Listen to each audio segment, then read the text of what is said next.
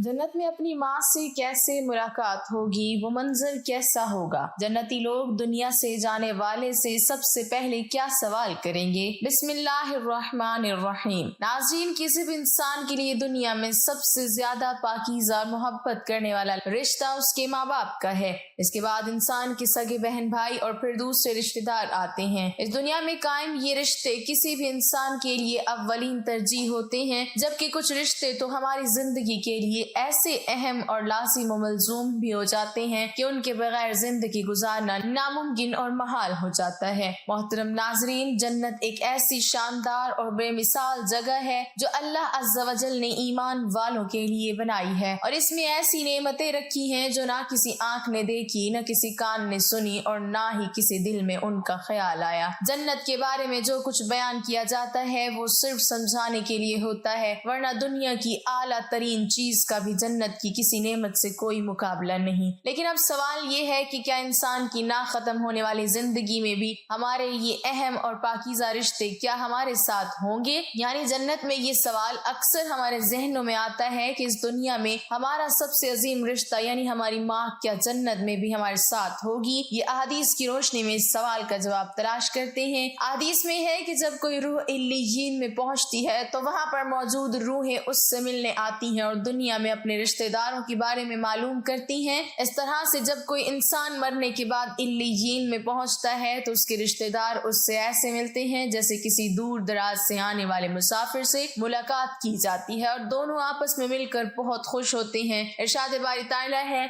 ऐ मेरे बंदो, आज तुम पर ना कोई खौफ तारी होगा और ना तुम गमगीन होंगे। मेरे वो बंदे जो हमारी आयतों पर ईमान लाए थे और फर्मा बरदार रहे थे, तुम भी और तुम्हारी बीवियां भी खुशी से चमकते चेहरों के साथ जन्नत में दाखिल हो जाओ। उनके आगे सोने के प्याले और गिलास गर्दिश में लाए जाएंगे और इस जन्नत में वो हर चीज होगी जिसकी दिलों को ख्वाहिश होगी और जिसमें आंखों को लज्जत हासिल होगी। उनसे कहा जाएगा कि इस जन्नत में तुम हमेशा रहोगे। मोहतरम नाज़रीन, इन आयात से ये बात साबित होती है कि जन्नती मर्दों की बीवियां भी जन्नत में उनके साथ ही होंगी और एक साथ ही जन्नत में रहेंगे। वहां जन्नत में उन्हें हर वो चीज मुहैया की जाएगी जिसकी वो ख्वाहिश करेंगे। हजरत अबू हुरैरा रज़ियल्लाहु तआला अन्हु से रिवायत है कि रसूल करीम सल्लल्लाहु अलैहि वसल्लम ने इरशाद फरमाया, जिस वक्त कोई मोमिन बंदा मरने के करीब होता है तो रहमत के फरिश्ते सफेद रेशमी कपड़ा लेकर आते हैं और रूह से कहते हैं कि निकल जा, तू अल्लाह से रजामंद है और अल्लाह तुझसे रजामंद है। अल्लाह ताला की रहमत की जानिब और उसके रिज़्क़ की जानिब और अपने परवरदिगार की जानिब जो कि गज़बनाक नहीं है। फिर वो रूह इस तरह मुअत्तर हालत में निकल जाती है जिस तरह से उम्दा खुशबूदार मुश्क, और फरिश्ते हाथ पर उसे उठाते हुए आसमान के दरवाजों पर ले जाते हैं। तो आसमान वाले फरिश्ते कहते हैं, क्या उम्दा खुशबू है जो कि जमीन से आई है।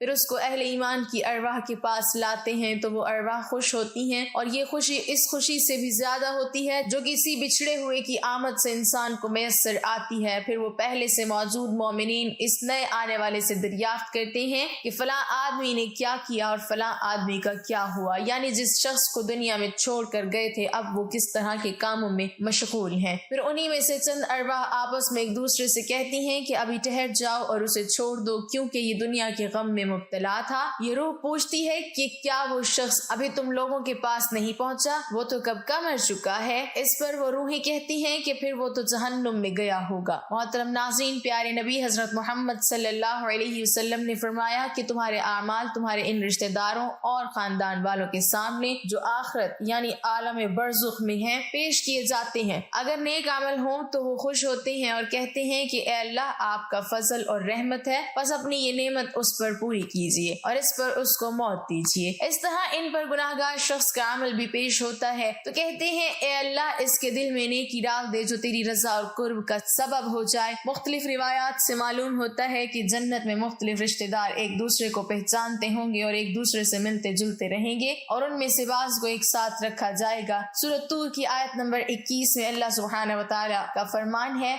اور جو لوگ ایمان لائے اور ان کی اولاد نے بھی ایمان میں ان کی پیروی کی تو ان کی اولاد کو ہم انہی کے ساتھ شامل کر دیں گے اور ان کے عمل میں سے کسی چیز کی کمی نہیں کریں گے۔ حضرت ابن عباس رضی اللہ تعالیٰ عنہ سے مروی ہے، بے شک اللہ تعالیٰ مومن کی آنکھوں کو ٹھنڈا کرنے کے لیے اس کی اولاد کو ان کے اصل مقام میں بلند کر کے اس کے پاس اس کے درجے میں پہنچا دیں گے، اگرچہ یہ اولاد اپنے اعمال کے اعتبار سے اس درجے تک نہ پہنچتی ہو۔ پھر آپ صلی اللہ علیہ وسلم نے یہ آیت تلاوت فرمائی، اور جو لوگ ایمان لائے اور ان کی اولاد نے بھی ایمان میں ان کی پیروی کی۔ اس سے معلوم ہوتا ہے کہ انسانوں کی اولاد کو اس کی خواہش کے مطابق ان کے ساتھ ہی رکھا جائے گا۔ جو لوگ جنت میں جائیں گے تو یقیناً یہ وہ لوگ ہوں گے جنہوں نے اس دنیا میں نیک اعمال کیے ہوں گے، جبکہ ایسے لوگ بھی ہوں گے جنہوں نے گناہ کیے ہوں گے لیکن اپنے گناہوں پر شرمندہ ہو کر اس دنیا ہی میں اللہ سے معافی مانگ لی ہو اور صدق کے دل سے توبہ استغفار کر لیا ہو تو اللہ تعالیٰ ان کو معاف فرما کر جنت میں داخل کرے گا، جہاں اللہ عز و جل ان کی ہر خواہش پوری فرما دے گا۔ اور یقیناً اس کی خواہش میں سے ایک خواہش یہ بھی ہوگی کہ دنیا میں اس سے جو بھی گناہ سرزد ہو چکے ہوں یا کوئی گناہ والے اعمال اس نے کیے ہوں تو اس سے وہ تمام اعمال بھلا دیے جائیں، کیونکہ جنت امن اور سکون کی جگہ ہوگی جہاں منفی خیالات اور غم و غصے کی کوئی گنجائش نہ ہوگی، اور ایک مومن اور ایک جنتی کے لیے ہر طرف خوشحالی ہی خوشحالی ہوگی،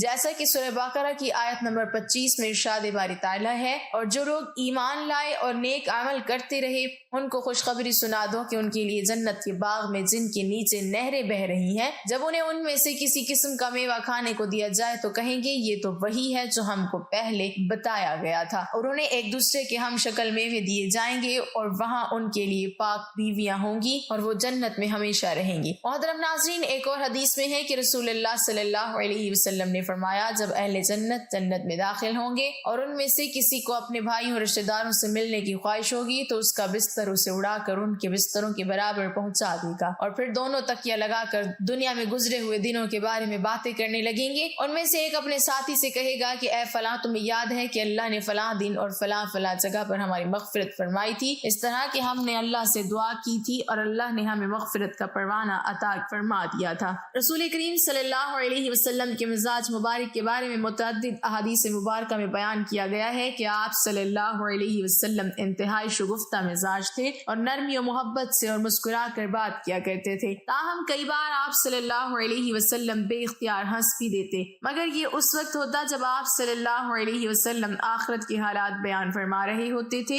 امام اسقلانی رحمۃ اللہ علیہ فرماتے ہیں، یہ کہا گیا ہے کہ آپ صلی اللہ علیہ وسلم صرف آخرت کے امور میں ہنسا کرتے تھے، اگر کوئی معاملہ دنیا سے متعلق ہوتا تو اس پر آپ صلی اللہ علیہ وسلم صرف تبسم فرمایا کرتے تھے۔ آپ صلی اللہ علیہ وسلم نے ایک بار صحابہ کرام کو یہ آگاہ کیا کہ روز معاشر جب کسی کو جہنم سے نکال کر جنت میں بھیجا جائے گا تو اس کی حالت کیا ہوگی؟ اس پر آپ صلی اللہ علیہ وسلم نے ہنس کر واقعے کا احوال بیان کیا۔ بخاری شریف اور مسلم شریف میں یہ متفق علیہ حدیث مبارک یوں بیان کی گئی ہے۔ حضرت عبداللہ بن مسعود رضی اللہ تعالی عنہ سے روایت ہے کہ حضور نبی اکرم صلی اللہ علیہ وسلم نے فرمایا، مجھے اچھی طرح معلوم ہے کہ سب سے آخر میں جہنم سے کون نکالا جائے گا یا سب سے آخر میں کون جنت کے اندر داخل ہوگا۔ یہ آدمی اپنے جسم کو گھسیٹتا ہوا جہنم سے باہر نکلے گا، چنانچہ اللہ تعالیٰ اس سے فرمائے گا جا جنت میں داخل ہو جا۔ وہ جنت میں داخل ہوگا تو اسے گمان گزرے گا کہ شاید یہ بھری ہوئی ہے، چنانچہ وہ واپس لوٹ کر عرض گزار ہوگا، اے رب وہ تو بھری ہوئی ہے۔ بس اللہ تعالیٰ اس سے فرمائے گا جا جنت میں چلا جا، لہذا وہ جنت میں داخل ہوگا، جنت میں جا کر پھر گمان کرے گا کہ شاید یہ بھی بھری ہوئی ہے، بس وہ واپس لوٹ کر پھر عرض کرے گا، اے رب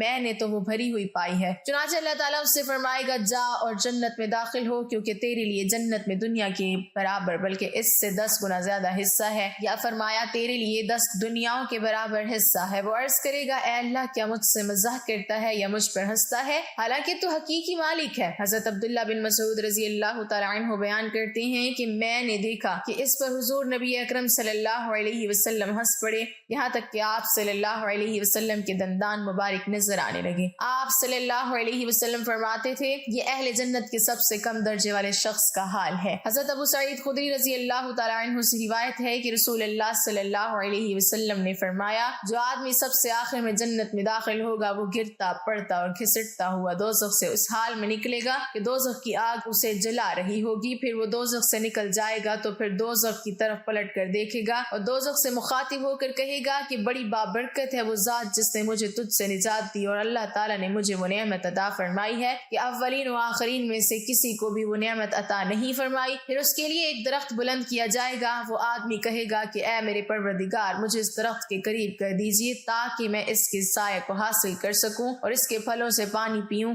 اللہ تعالیٰ فرمائیں گے اے ابن آدم اگر میں تجھے یہ دے دوں تو پھر اس کے علاوہ اور کچھ تو نہیں مانگے گا؟ وہ عرض کرے گا کہ نہیں اے میرے پروردگار۔ اللہ تعالیٰ اس سے اس کے علاوہ اور نہ مانگنے کا معاہدہ فرمائیں گے اور اللہ تعالیٰ اس کا عذر قبول فرمائیں گے، کیونکہ وہ جنت کی ایسی نعمتیں دیکھ چکا ہوگا کہ جس پر اسے صبر نہ ہوگا۔ اللہ تعالیٰ اسے اس درخت کے قریب کر دیں گے، وہ اس کے سائے میں آرام کرے گا اور اس کے پھلوں کے پانی سے پیاس بجھائے گا۔ پھر اس کے لیے ایک اور درخت ظاہر کیا جائے گا جو پہلے درخت سے کئی زیادہ خوبصورت ہوگا۔ وہ آدمی عرض کرے گا اے میرے پروردگار مجھے اس درخت کے قریب فرما دیجیے تاکہ میں اس کا سایہ حاصل کر سکوں اور اس کا پانی پیوں، اور اس کے بعد میں اور کوئی سوال نہیں کروں گا۔ اللہ فرمائیں گے اے ابن آدم کیا تو نے مجھ سے وعدہ نہیں کیا تھا کہ تو مجھ سے اور کوئی سوال نہیں کرے گا؟ اور اب اگر تجھے اس درخت کے قریب پہنچا دیا تو پھر تو اور سوال کرے گا۔ اللہ تعالیٰ پھر اس سے اس بات کا وعدہ لیں گے کہ وہ اور کوئی سوال نہیں کرے گا، تاہم اللہ تعالیٰ کے علم میں وہ معذور ہوگا کیونکہ وہ ایسی نعمتیں دیکھے گا کہ جس پر وہ صبر نہ کر سکے گا۔ پھر اللہ تعالیٰ اس کو درخت کے قریب کر دیں گے، وہ اس کے سائے میں آرام کرے گا اور اس کا پانی پیے گا۔ پھر اسے جنت کے دروازے پر ایک درخت دکھایا جائے گا جو پہلے دونوں درختوں سے